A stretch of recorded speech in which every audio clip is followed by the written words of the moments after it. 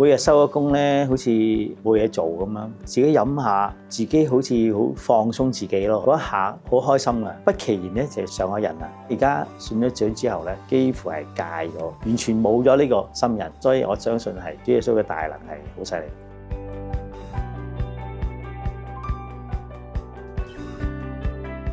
我2015年退咗休啦，咁我有份保安嘅工作咧，就係返早班嘅。你收咗工又想揾啲嘢做下咁，同埋可能屋企都有啲壓力嘅，小朋友都仲係未出生啊嘛。嗰一段時間好似自己嘅時間咁啊。啲朋友有時會吹雞叫我去食飯啦，咁通常咧一去飲開咧就唔停得㗎啦。咁日日都係咁樣樣。如果第日放假嘅，咁啊仲可以可能飲通宵添，睇住個身體一日一日變化啦，越嚟越增長啦，個身體越肥啦。初頭唔係好理佢嘅，因為咁飲啦。終於有一日突然間個心口開始有啲唔係好舒服。去到醫院一驗血，醫生話：何生你都好嚴重喎。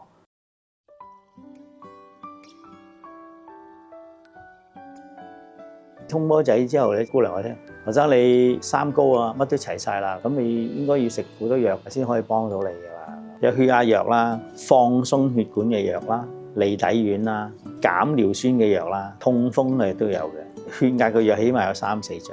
啲藥開始係有得效嘅，到我係開始飲少咗啲酒，可能個身體係好翻啲，又心癢癢又出嚟食，又飲過啦。好多同事咧都會嬲你，喂，出去食飯啦，咁又出去啦。連續幾次大食會之後咧就得唔得啦？心口又痛，咁就又入醫院。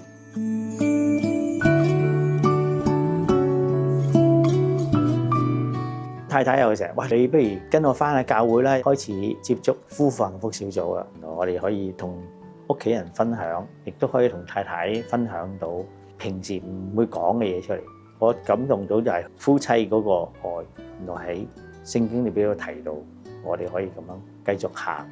原來有啲心結喺度，可能爸爸好早離開，咁我好似成日有啲嘢唔開心，聽咗之後，原來天父係會眷顧我，我突然間好似多咗個信心，係有人嚟扶持我，嗰一下嗰個感覺好似多咗一個信靠。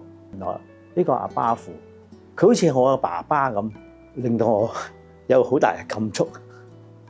我要信靠佢，所以我一聽到就決志將我一生交俾佢。而家我信咗之後咧，我亦都係教會嚟翻崇拜啦，都係參加咗小組咧。翻咗教會之後咧，朋友一齊出嚟食飯，佢哋唔會飲酒喎。咁咦又係喎，其實唔飲酒都得嘅，食飯傾偈都得噶嘛。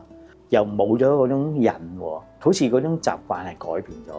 咁同埋我好多時間都會喺教會做嘢咧，我亦都冇咗呢啲嗜好。你就係你想飲酒去減咗個壓力，係你信咗耶穌之後，因為你將個全個人交咗俾佢，咁所以就冇咗個壓力，就自然就冇咗呢個飲酒嘅習慣。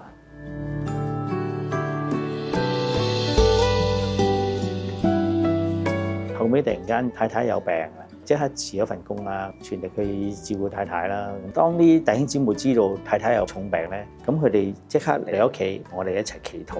當時我係要照顧太太咧，當我覺得有壓力嗰陣時，我都會祈禱。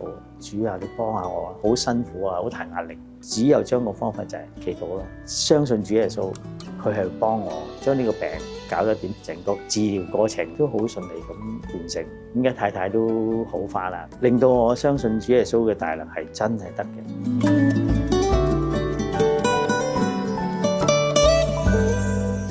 咁有啲人都話好神奇喎，你點會減到㗎？我減幾都減唔到，我就係話你相信佢啦，神就係我哋嘅主。當你飲落，我覺得冇以前嗰種覺得暢快嘅感覺喎，冇咗咯，咁就直情唔飲嚟㗎，因為唔需要嗰樣嘢啦嘛已經。